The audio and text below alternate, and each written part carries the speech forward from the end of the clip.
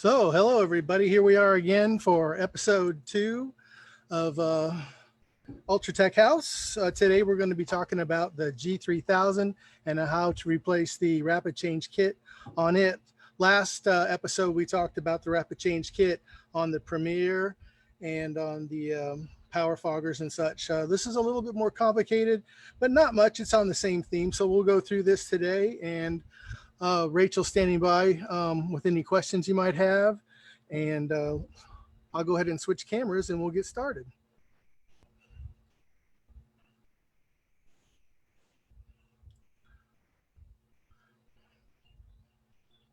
All right, so here's the G3000. It's our big 2000 watt machine. It's got a double core in it, so it has 2 pumps. There's 14 screws putting the cover on, all Phillips screwdriver screws. I've already got that loosened to speed things up. There's also a little tag in here, a ground wire that also connects inside here that you'll have to remove the cover. Once inside, there's 2 screws holding the lid on. This is done with a straight blade screwdriver, or you could use a nut driver wrench too, because it's a hex head. So you get those screws out.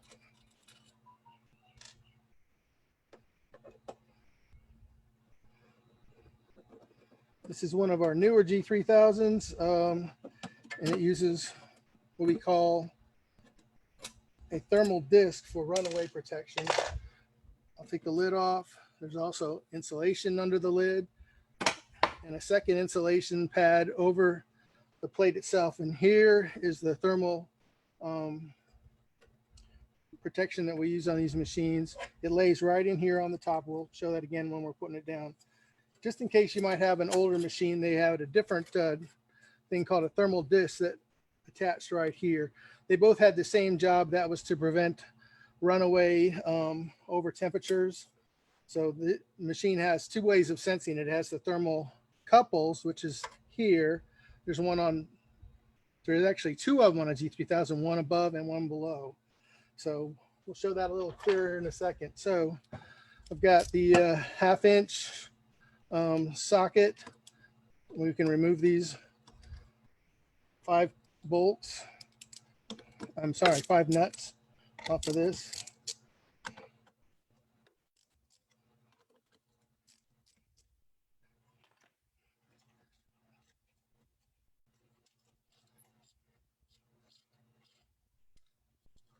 And we'll set this aside.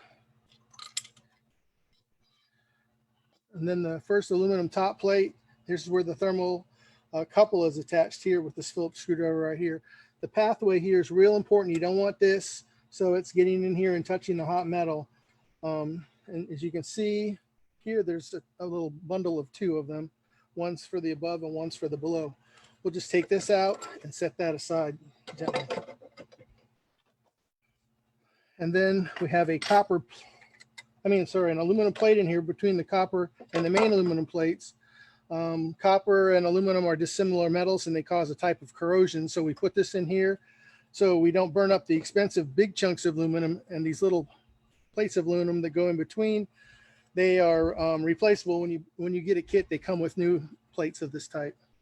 So, and then we're using a 7/16 inch wrench to remove the copper from the actual pumps themselves.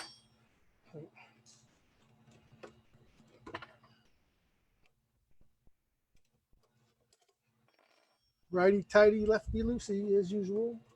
So, okay, so now I can remove this top copper plate. It's just got a little hole through the insulation there. Work it around there, and then you can pull it out. This one's fairly new, so it doesn't have a lot of oxidation on it, but you can see that it's not really copper colored anymore. That's just through the heating and cooling and the touching the dissimilar metals, a little bit of a scale forms. I've got an older one here that I've pulled from another machine. It shows quite a bit more of that scaling that it slowly corrodes the copper from the outside. The inside doesn't corrode nearly as bad because it's very pure, the fluid that's going through there, and you leave a little bit of fluid in there at all times, so it's not oxidizing too bad. And so Okay, so after that, there'll be another one of those little plates in here.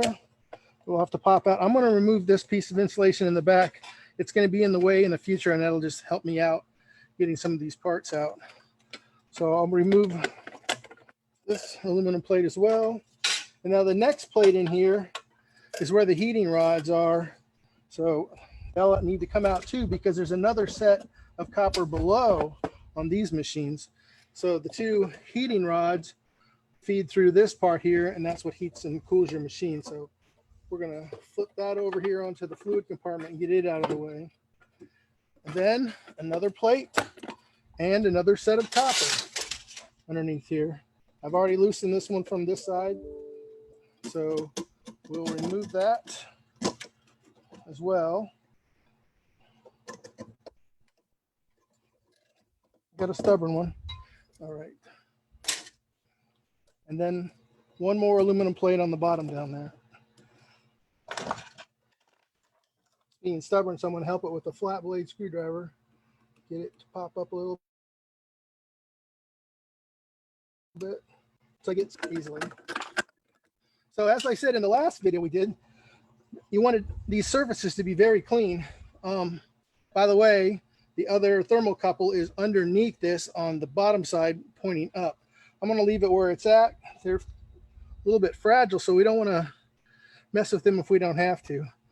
But you can use your old plates as a tool and push back the insulation so you can get an easy fit for the replacement kit.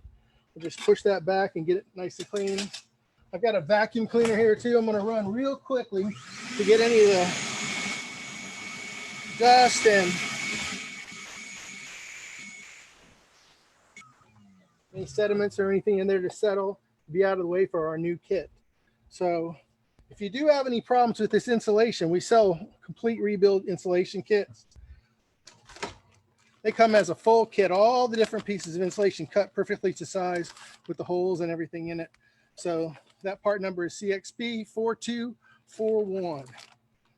So, and now we have a replacement kit for a G3000. That's part number CLF3010. So these other parts that I've taken out now are not needed. So you get into the kit. It comes with a new set of nuts and washers for the top.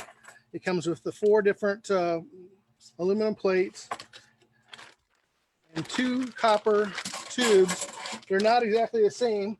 One of them's bent to go to the pump on this side, and the other one's bent to go to the pump on this side. So first thing we have to do is put down one of the aluminum plates. As I mentioned in the other video, that there is a key to getting these in place. This back, if you're looking at it from the front, the back left corner is the one that's offset a little bit, and there's an offset on this one as well. So they'll make it line right up and drop right in place. If you don't get that offset right though, they won't fit well at all. Here I'm having to kind of push back the insulation a little bit to seat it down in there nicely.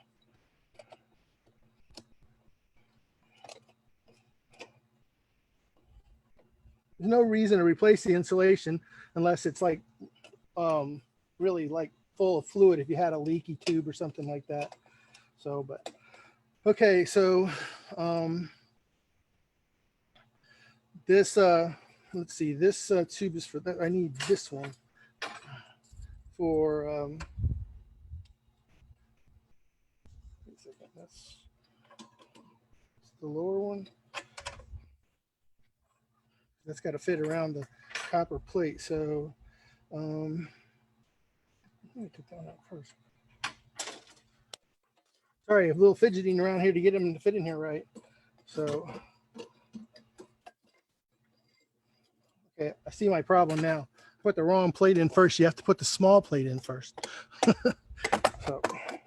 Hey, Tony. So we have a quick question here while you're going. Yeah. Somebody named Kate is asking you if there is any way that you can tell when it's time for a new kit. Are there symptoms or signs? Well, if you're experiencing poor performance, your machine is not running up to the level that you're used to, might mean, that it's getting bad. But on this machine, because it's got 2 pumps, 2 tubes, and all, on the remote control, there's a little kind of like a little hidden switch.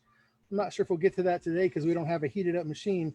But right where the Ultratech sign is here on here, if you push that, it will show the temperature of the 2 of these thermocouples, and it'll show the one on the bottom and the top, and it'll also show an average of the 2.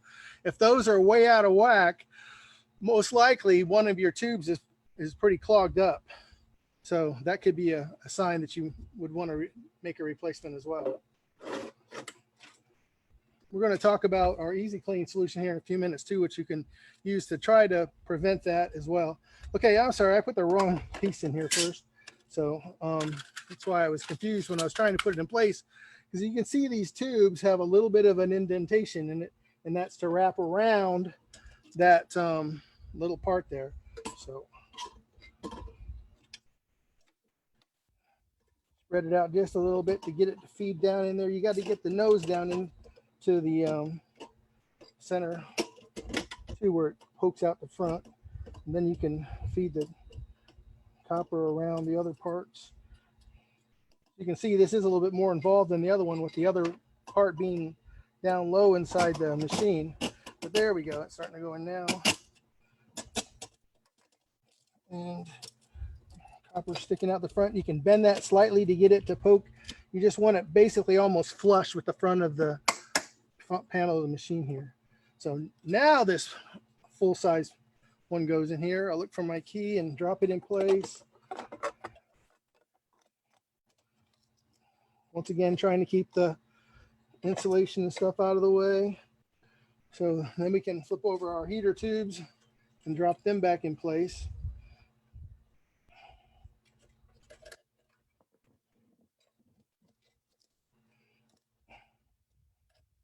Push the insulation back. Now, the big one goes first this time. The big one goes against the heater block. Looking for my key, it's right there. So, no, it's not. There we go. There's only one way it'll fit. Well, that's in place. Put our other copper tube in. This is a little easier because the angle's not so steep. But it goes through the front, so it's out.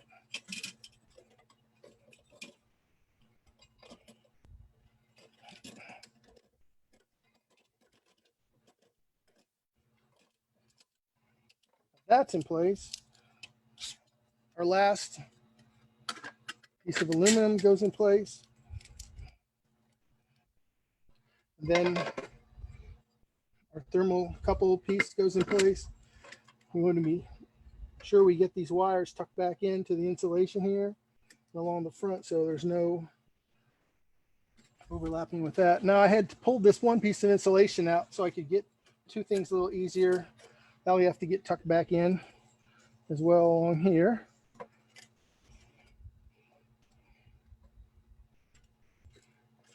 And then at this point, the top plate will go back on. You don't need all these nuts and washers anymore because we have a brand new set. The washers wear out from the heating and cooling and all. It's a spring washer, but I don't know if you can see that or not, but after it's been used a few times, it's flat and it doesn't really offer any spring tension anymore. So you definitely want to change that out. So we got a new set here that came with the kit.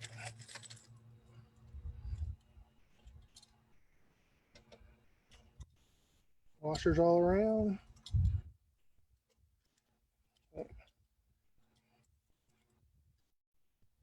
And all these down hand tight.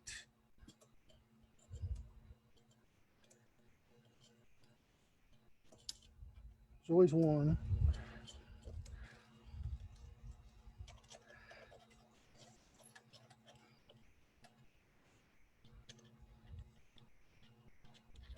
Once we get these all hand tight, then we'll grab our wrench,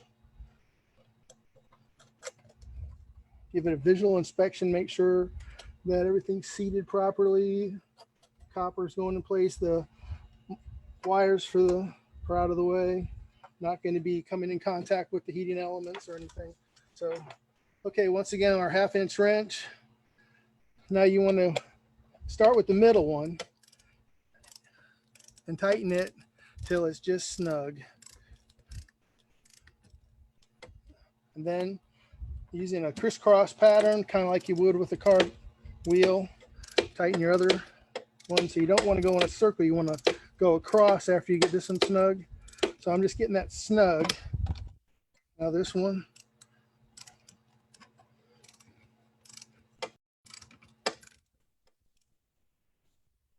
Then we'll jump across to this one.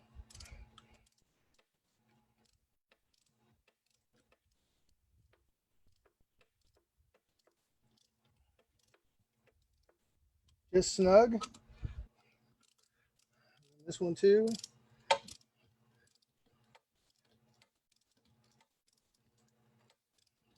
Okay, so now we'll go back to the middle one, and now they're all snug. We want to give them about a 1/4 turn.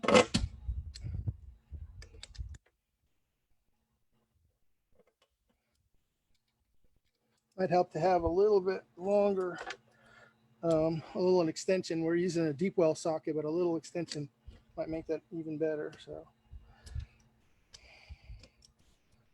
and there. So now that gives about 5-7 pounds of torque, which is about what we want. If you have a torque wrench, you can do it. Or the torque wrench that we use at the shop is usually set in inch ounces instead of foot pounds.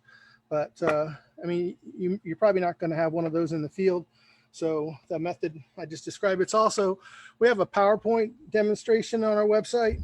It's underneath, I believe the ones, we don't have a PowerPoint for this one, but the method for tightening these is the same as it would be for the Premier or the Power Foggers or the 9D. So you can go to the website and go to that PowerPoint presentation there if you don't remember that information. So anyways, next we need to put the thermal bulb back in place. All the wire for this, it's not really a wire, it's a capillary tube, but it just kind of tucks in behind. And then this part here is the actual sensor. We'll put that in here, and that'll get held down by this first piece of insulation. And then this big piece of insulation that goes under the cover will go right on top of that and tuck underneath this ledge here. And then this goes on. It has some little notches on it here, and then there's little notch holes for it on the back. You just drop it into place, and then oh, I got my wires for the heater on that, so I just move those over so they're not involved with that. Get them slotted in place, slide it forward.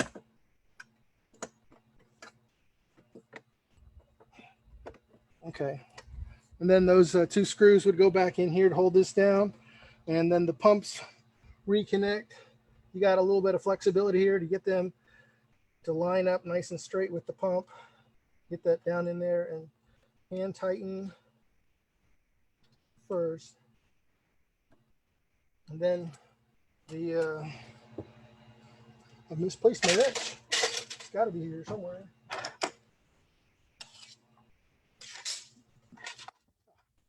Can see it from the front. So snug that down, not too tight. One in the back you're not going to be able to really see, I guess, but same thing on this side.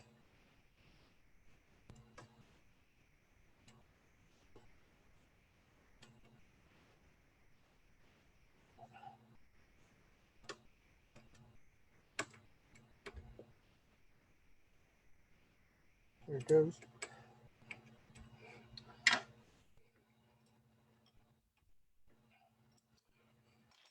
Okay, so then the cover would go back on and you're good to go. You got some recycling here if you want, copper and aluminum. So,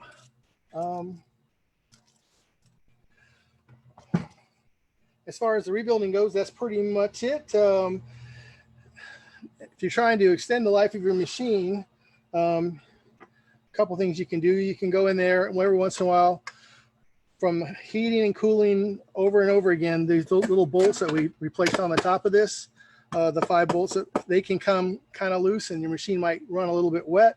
Because of that, it's not getting a good heat transfer, so you might snug those up once in a while.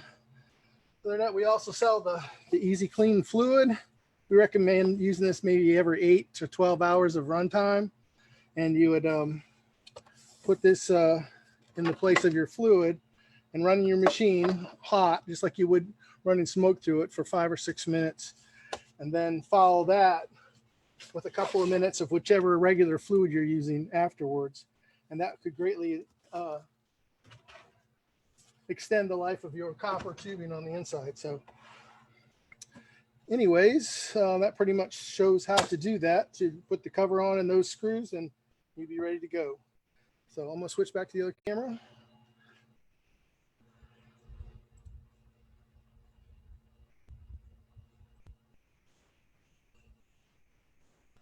Easier said than done. Okay, here I am.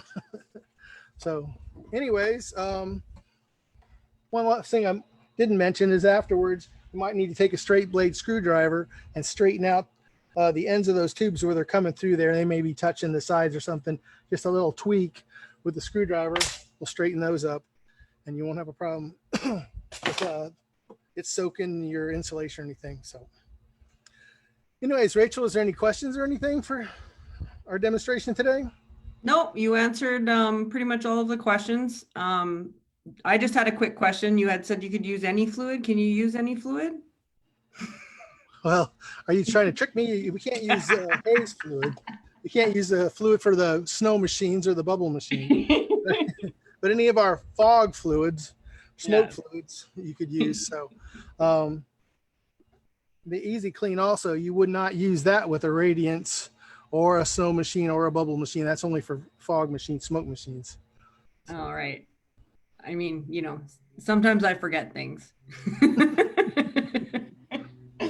That was awesome, Tony. Thank you. We don't have Okay, we're going to have another topic in probably 2 weeks' time. So if there's something you're really interested in, you can send in some questions or some requests, and we'll be doing this on a regular basis, I think, you know, showing how to work on our machines and maybe some demonstrations of different ways of using the machines you may not have thought of. So, well, thank you very much for joining us today. So are you good, Rachel? I'm good. Thanks, Tony. Okay, thank you so much. Bye. Bye.